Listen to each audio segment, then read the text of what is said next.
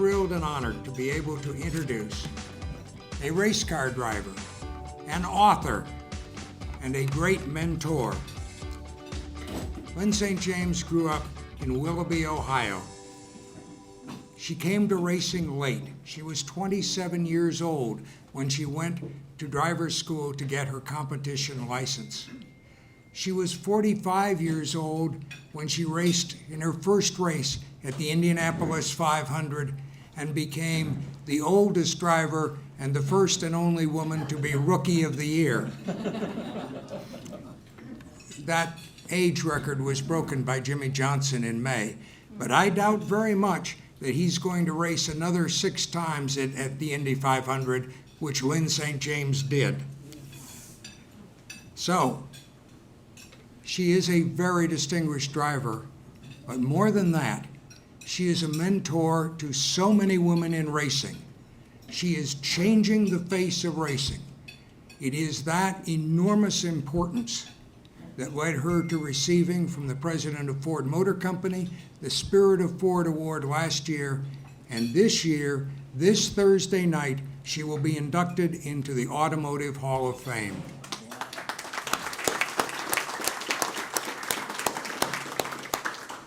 But pictures are sometimes worth more than words. Here is Lyn St. James and racing.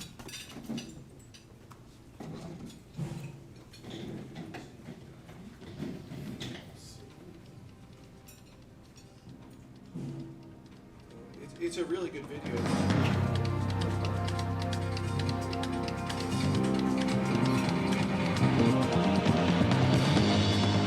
Once upon a time, a 17-year-old girl from Willoughby, Ohio, ventured to the Indianapolis 500 and left with the dream of one day competing in the greatest spectacle in racing.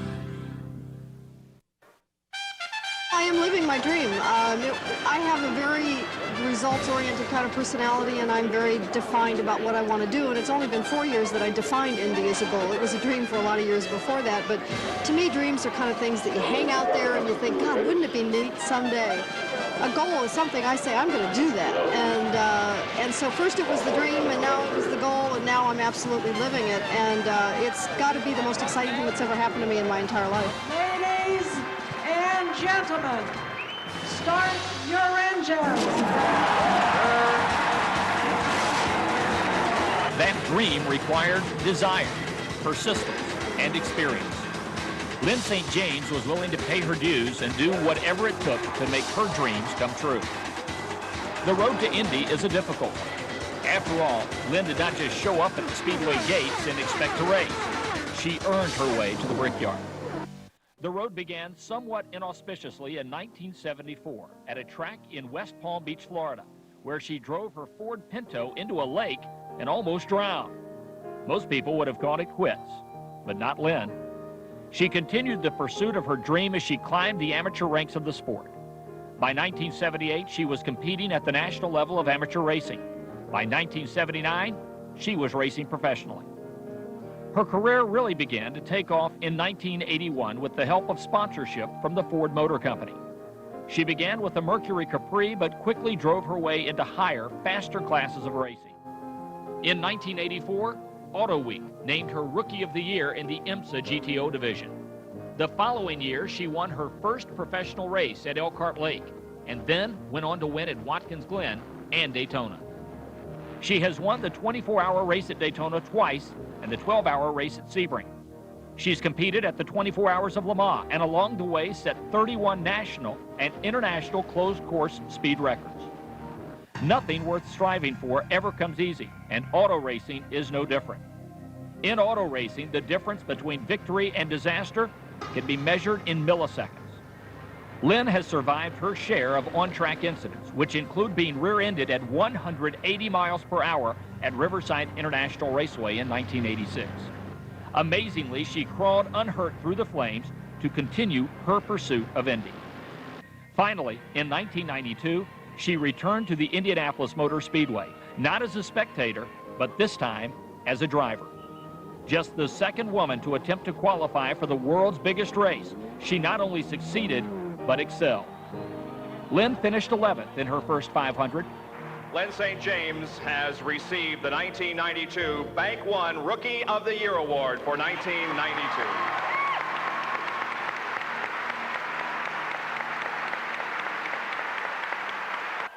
In 1994, she qualified 6th, ahead of world champion drivers Mario Andretti and Nigel Mansell. Lyn St. James's accomplishments have not all taken place on the racetrack. As the leading woman competing head-to-head with men in a male-dominated sport, Lyn has gained recognition as one of the world's top female role models. She is committed to advancing the role of women in sports and in society through her personal involvement in many charitable, not-for-profit, and professional organizations. These include the Lyn St. James Foundation, the Women's Sports Foundation, the Kettering University Board of Trustees.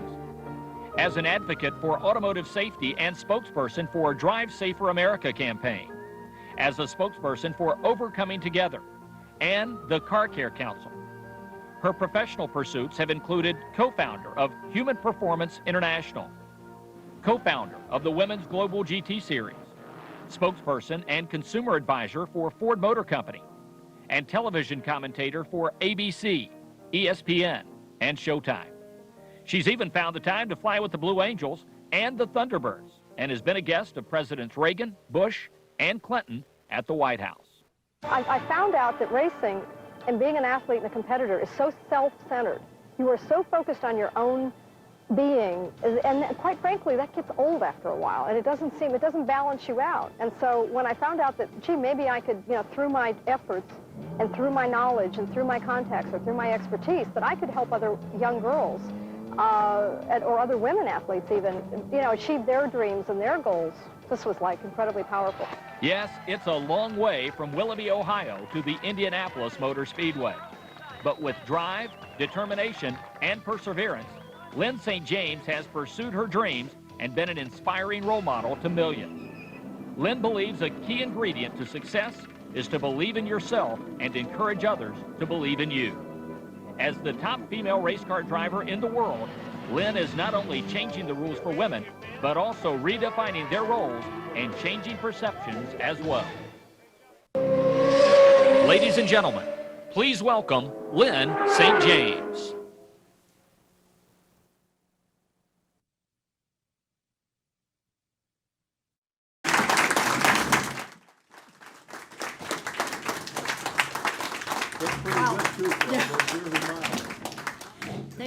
Thank you very much. Maybe I'm done. I'm never going to standing ovation before I start. And well, thank you, Scott, for inviting me to do this.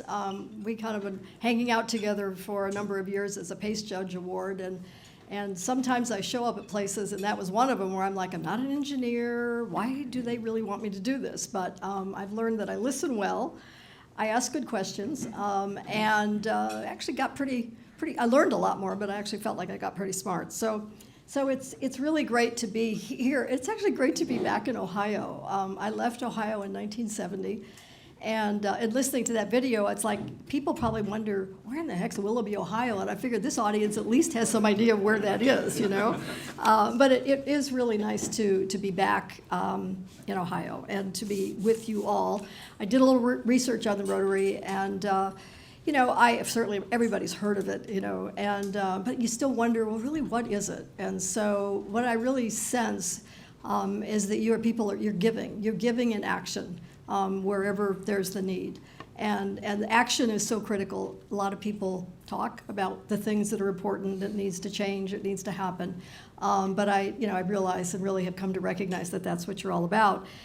And so it is an honor to be here. I'm hoping that, my story, Scott really wanted me to sort of focus on something. I could talk just about my career, which that video did a really good job. And I've lost, where's that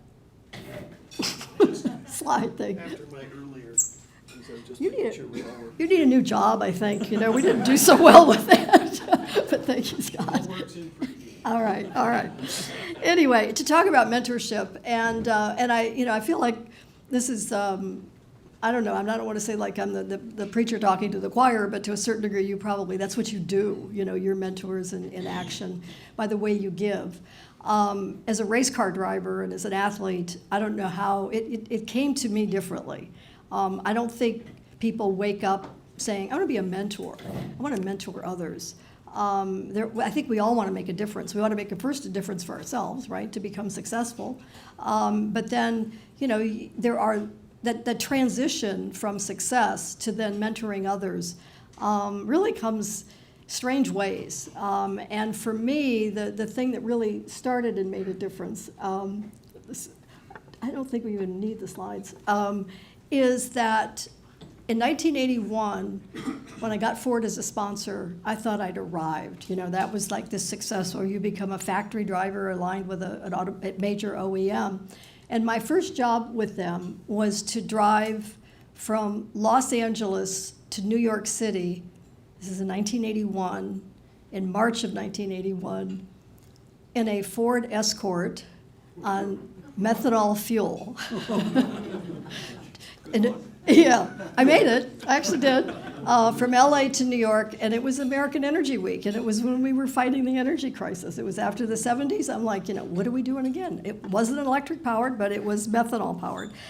And it was a big PR thing. We had, this fleet of cars. Of course, we had to have a truck that followed us that carried the fuel because we couldn't get fuel everywhere. And I remember going through certain parts of the country, in the middle of the country, particularly in Oklahoma, and where there's a lot of farming, and they're like, so what's the big deal? We run all of our stuff on methanol. But, but I had this PR guy who rode with me the whole time. Finally, the car, the Escort that I ran was blue, so my name became Blue.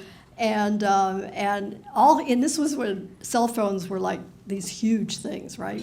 And so he had this huge old cell phone because he would have to call the advance to the next city that we were going in. And I would, every once in a while, when I'd say, can I use that phone? Can I use that phone? And he said, why? And I said, well, I'm having my race car built in Atlanta, and my race is a month away. And I mean, I thought, I can drive this Escort, I'll do whatever you want me to do. But the only thing I was really thinking about was having that car built and be ready for Road Atlanta at the race in April. And he heard me on the phone talking to the guys building the car, and then when we weren't on the phone, I was telling him all about it, and I was all wired, and all that. And frustrated because I was still trying to get sponsors to be able to, run the whole season and yada, yada. And I remember it was about Pennsylvania when he said to me, Lyn, when you can make your story bigger than about yourself is when you're going to be successful. Wow. Yeah, that's exactly. I'm like, what?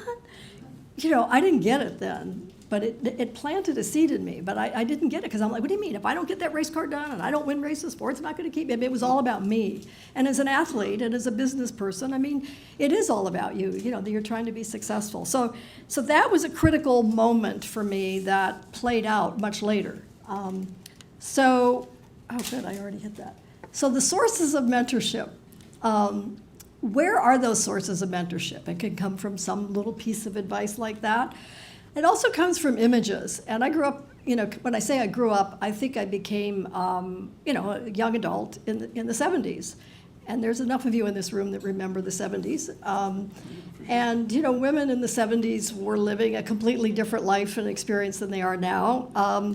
And I was just a young female just trying to figure it out. I was very fortunate to go to a girls' school from 7th to 12th grade. I got sports. This was pre-Title IX, if I had not gone to a girls' school, the only sport they would have offered in public school was cheerleading, and I can tell you I'm not a cheerleader type. And so, I felt that I had this sport experience, which I then followed women athletes, and of course then the Virginia Slims tennis tour came out. And I became a big proponent of that, and I didn't smoke, but I went out and bought the cigarettes so that I could send a little package end of it to it, and I still have that T-shirt, by the way. And I remember Billie Jean King when she beat Bobby Riggs in 1973. And I did play tennis, knew I was not going to ever become, a Chris Everett or Billie Jean, but what I said to myself, God, if she can do that in front of millions of people on television and actually, compete against a guy and win, that did plant a seed because as Scott mentioned, in 1974, after finding out about the Sports Car Club of America, I went to driver's school, and of course you saw what happened on my very first race, the Ford Pinto, which I drove into the lake. But you learn a lot more from failure than you do from success, and so I started out with a splash that I didn't expect. But I think, so the images, though, really, and that scares me today, when some of the images that are out there that I think are impressing, young people and a lot of other people. So, but pay attention to those images, because I think they do leave a big impression. The other is experiences. And going to the 24 Hours of Daytona and the 12 Hours of Sebring is when I saw real people drove race cars. I went to the Indy 500 when I was 17. I didn't sit there and go, oh, I'm going to do that. I mean, even though that other video is my promo video, I think they said that. But I just like A.J. Foyt, Mario Andretti, these are like superhumans. Real people don't do this. Well, then I went to the 24 Hours of Daytona and the 12 Hours of Sebring, and yeah, Mario Andretti was there and the superhumans.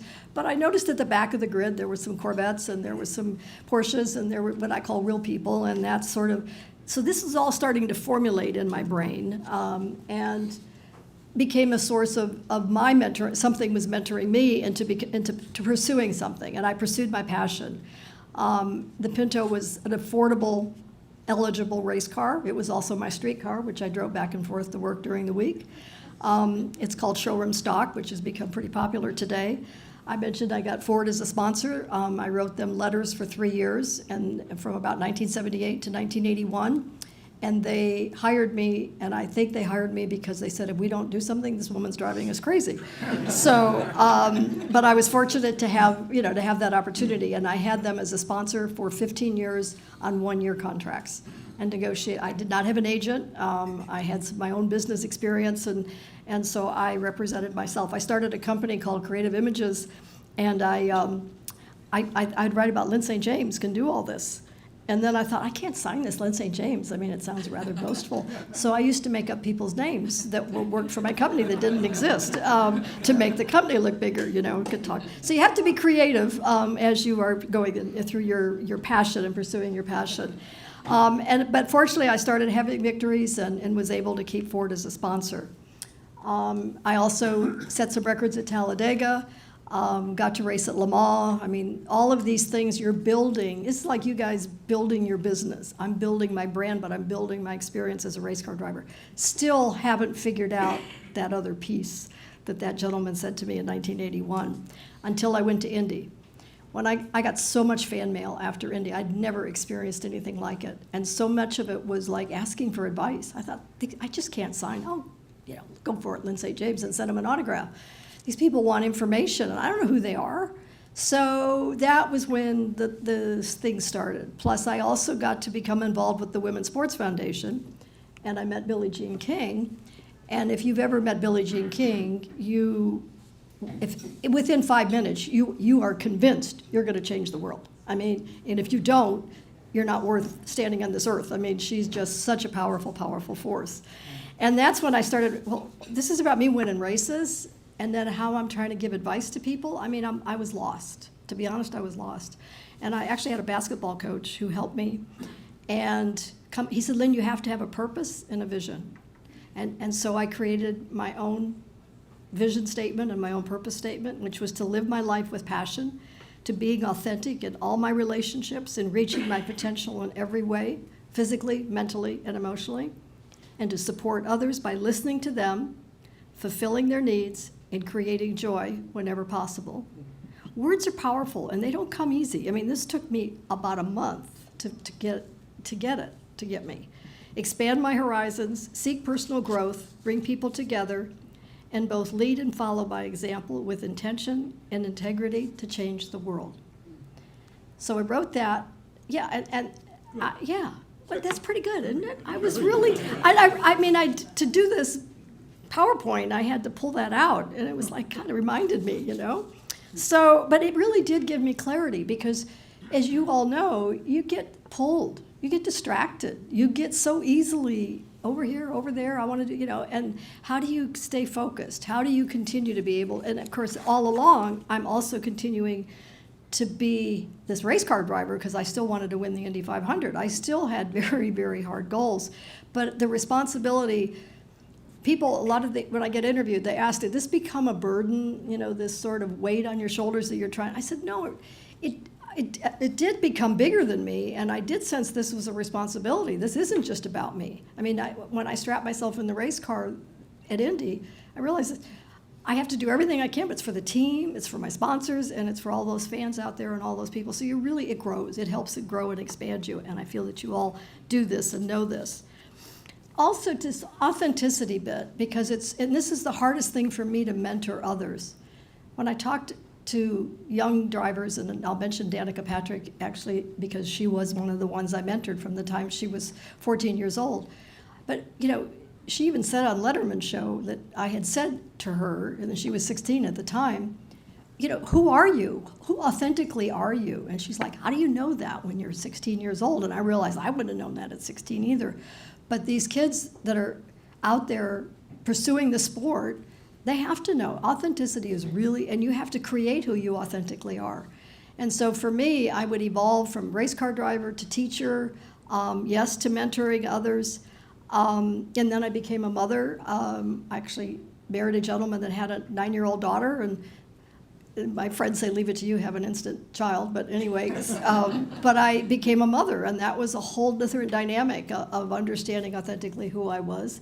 And of course, because I took 13 years of piano, I still keep my identity and my authenticity I'm not really a musician, but I'm a musician in the sense of I love to play the piano and I love to listen to music.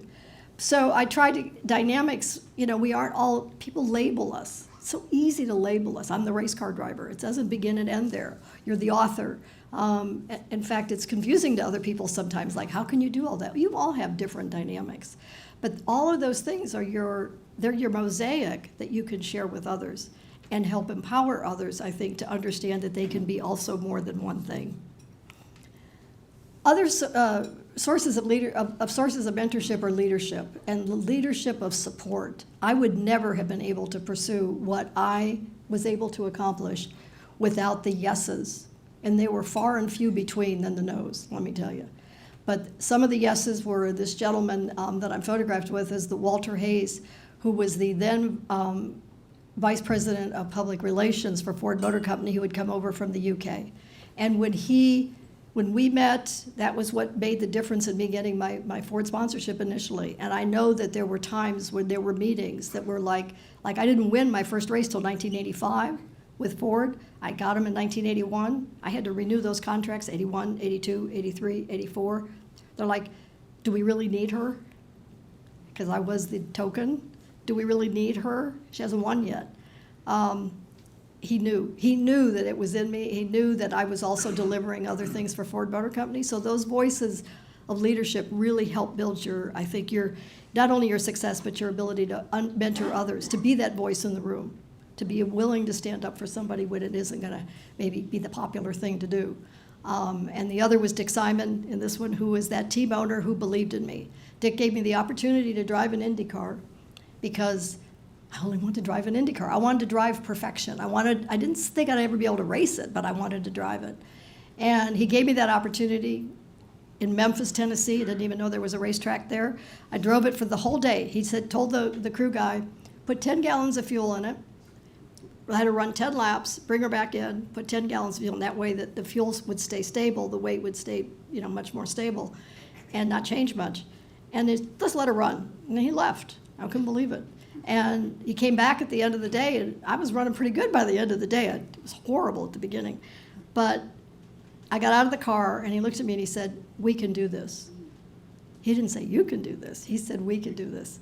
And that was huge, And that was in 1988. It took 4 years until we got JCPenney to say yes to a contract, which was said by W.R. Hull, the chairman of that company, who I didn't know until after the whole thing was over, was using me as an example of creating executive-level women successfully at JCPenney. They were 80% of customers, 60% of store managers, but internally, in a management level, 1 out of 100. It was and so he used that support that he gave through that. So you learn sometimes when things are happening, they're not always what you think.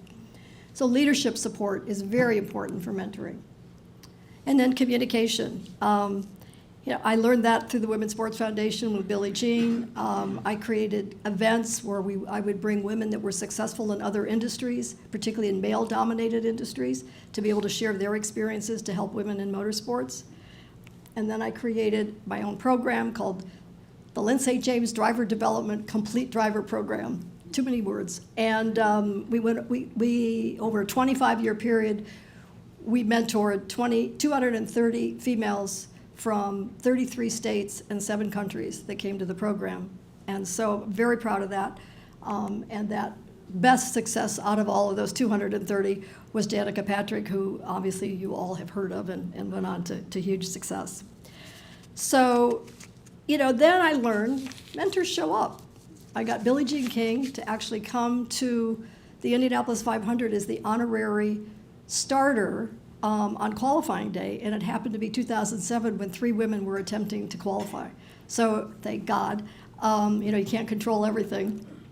And Billie Jean was fabulous. So to go from, watching her on TV, and she doesn't know anything about our sport, to then becoming involved with the Women's Sports Foundation that she founded, which was helping mentor me to grow myself, to then bring her to my turf, to the racetrack, and she was fabulous. Most of the honorary starters, they told me, they leave. They come in, they wave the flag early, and then they all go off and do their other thing. Billie stayed there all day. She was signing autographs on tennis rackets and tennis balls, and when she was, it was really funny because when she was waving the flag, the cars are just going out. I mean, it's just beginning to warm up on qualifying day.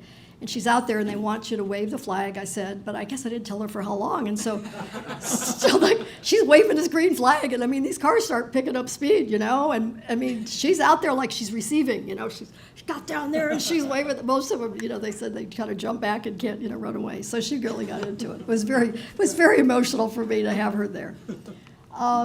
And of course, then I was actually able to work with the Henry Ford Museum, and we developed a traveling exhibit on the history of women in racing. And one of the panels was just about the future. So I mean, these were all young drivers that we worked with, or some that just we learned about. So you have to really, you have to say what you're going to do, and which is again what you guys do. Then you've got to go out and do it, which I like that action part. But then that third piece is you got to tell people you did it.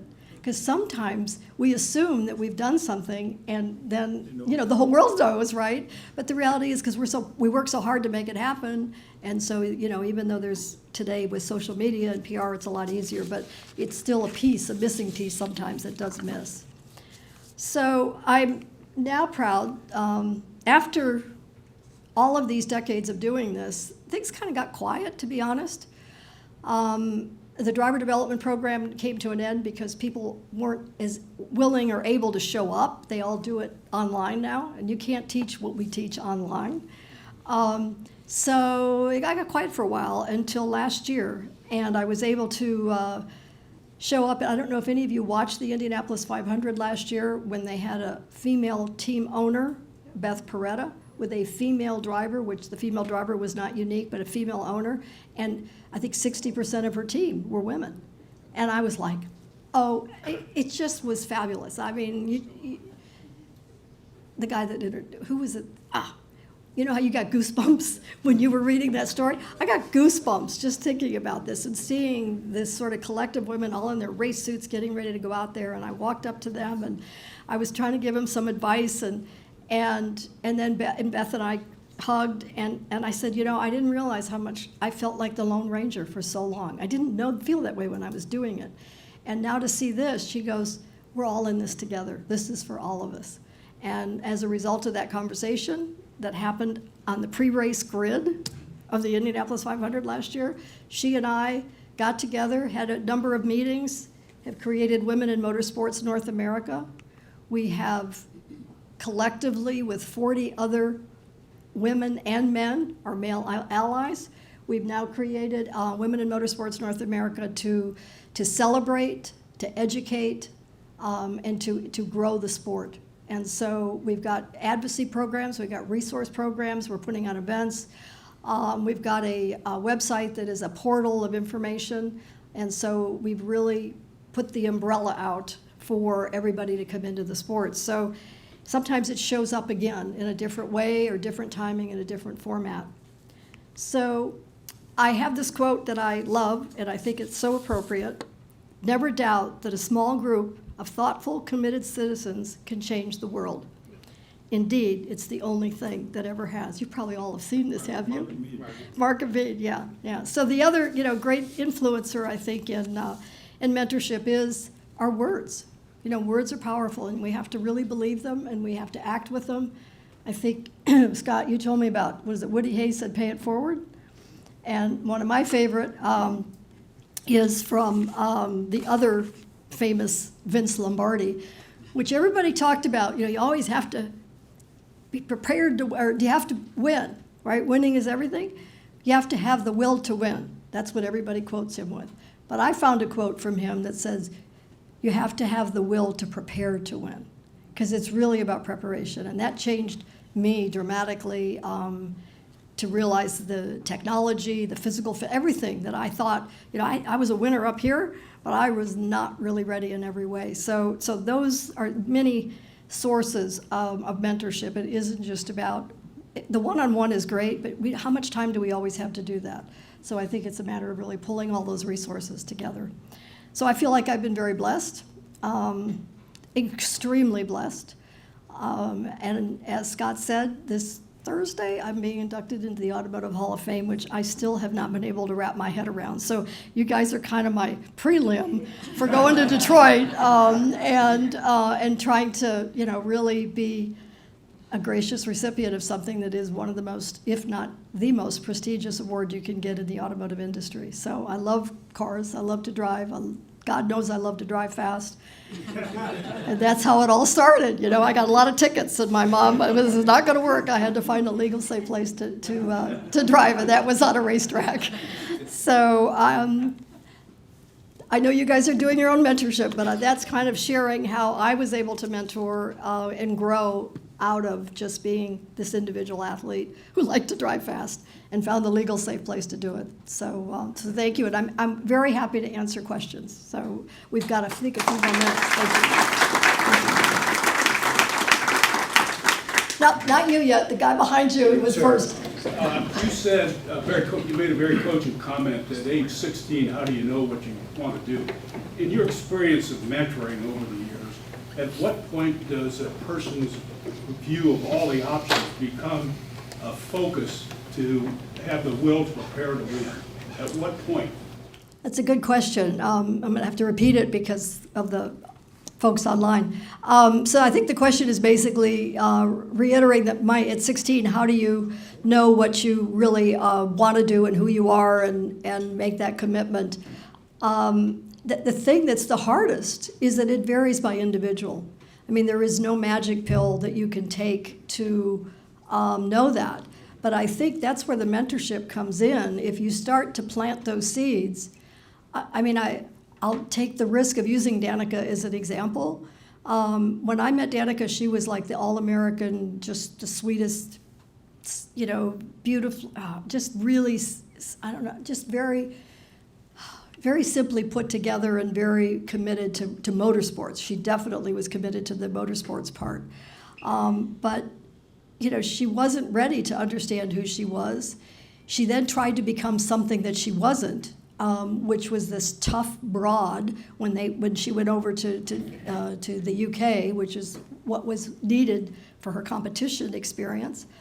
And she wasn't treated very well over there, and that wasn't a big surprise. She wasn't prepared for that, to be honest, emotionally and mentally.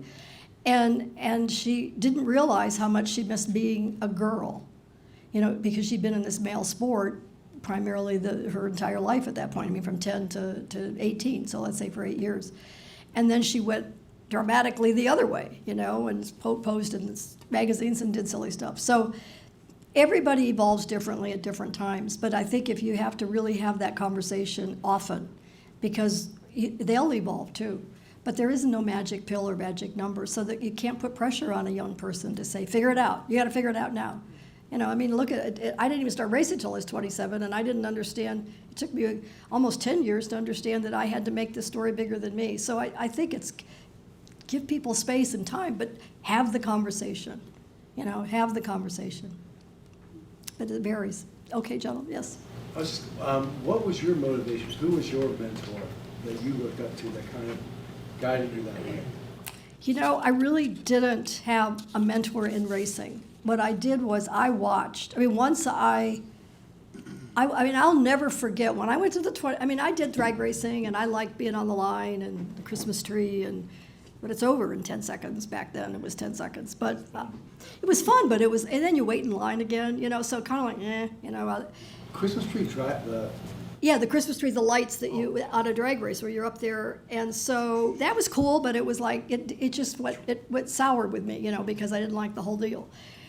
When I went to the 24 Hours of Daytona, and I realized these cars are racing all the time, you know, for 24 hours. I watched the tires, or the brakes just glow at night, and it was like an experience, you know, and it just totally resonated with me. So I think the first thing is something's got to completely resonate with you. And then I had to try to figure it out. And so then it became a deep hole, you know, to try to figure out. But what I did was I used other people's experience. I would watch Roger Penske. I would watch Peter Gregg. I would watch Bobby Rahal. I would watch the ones that were doing really well, and I'd literally make notes. And so my mentors were out there. They just didn't know they were mentoring me. You know, I mean, I noticed Peter Gregg was always the first to go out in any session. His car was the first in line. His car was clean.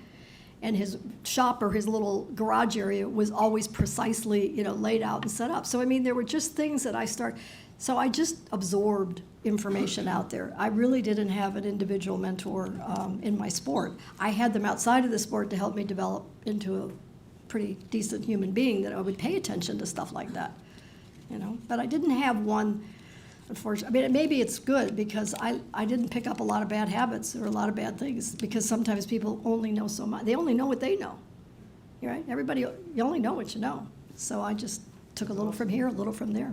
It's awesome. You found your drive, you found your thing in the restaurant to succeed. That's amazing. That, to me, is the blessing. That is where the blessing is to find something that you just love so much. It's just you. It completed me. I mean, it really did, you know. And I felt that in the Pinto. I mean, God, seriously. I felt that in the Pinto because I put this helmet on. Women are so judged by how we look. And all of a sudden, it didn't matter. I'm in this car. They don't even know who I am. It's just this blue Pinto going around, you know. And it was wonderful. I was like, you know, I didn't exist, but I was kicking butt, you know. And so it was wonderful. It's a gift. If you can find the thing that you absolutely love, and I love going to the racetrack as much today as I did then. The only thing is I don't last long because I'm not driving, so I'm like, you know, I get it. But yeah, it's cool. All right, thank you. Yes? I have a question. Uh-oh, this is scary. Go ahead, Stan. What you're doing, mentoring here, is very similar, it seems to me, as to what Pippa Mann is doing in England. And I was wondering, do you and Pippa have any kind of interconnection or overlapping, or is it a... Well, we're actually not doing what Pippa's doing, but what we're doing is we are promoting and celebrating what Pippa's doing. So Pippa, who is a race car driver, ran Indy, I think 6 times. 8 times. So she already took that record from me. But anyway, so she has this organization called Shift Up Now. We are promoting, that's not up there. We are promoting Shift Up Now on our Women in Motorsports North America. So that's what we're trying to do, what we are doing with Women in Motorsports North America is bringing a spotlight to who is doing things, and then also trying to get more people to do things. So we are helping promote what Pippa's doing because she's doing, so everybody has their own way of mentoring, their own way of action, and there is no just one way. So what we're doing is we're putting a spotlight on her on our website, promoting it on Facebook and social media and all that. Oh, terrific. Say hi to her for me. I will. I'll tell her that we met. Yeah, thanks, Dan. Yes, one more question. Do we have it? We don't have one more question. I actually have one. Okay. And I think it's important for groups like this to hear the answer to that. On one of your screens, you talked about allies. Yeah. How important are allies in the process for you, or the process of mentoring? To me, allies are another critical piece. I mean, if you looked at really the foundation is passion, you know, find a passion for something, have an action plan, you know, have an action plan, but then you can't do it all alone. And so, and whoever, and those allies, I actually attended a seminar last year, which has really gave me the, that word, so to speak, was that women will never achieve equality without men, and those are allies. And it's kind of like, let's embrace that, as opposed to, you know, getting all men out of shape, because if it's mostly men that are in a position of leadership, if those men are truly, genuinely, authentically supportive, then you double, you triple, you quadruple your strength.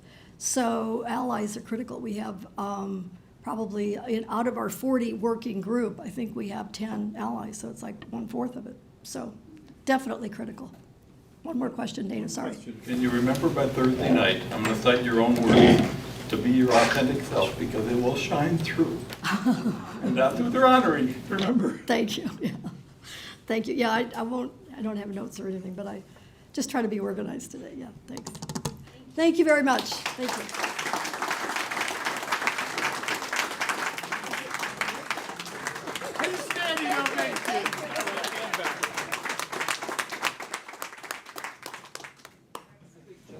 Lyn, that was awesome, thank you. And I think, well, for me anyway, that's the first and only time I've ever seen 2 standing ovations at a Rotary meeting. So that was amazing. Lots of great nuggets there that you shared with us, we appreciate it. Our theme this year is Imagine Rotary, and I love that you imagined something for yourself and made it happen. So thank you. Thank you, have a great day. Well done.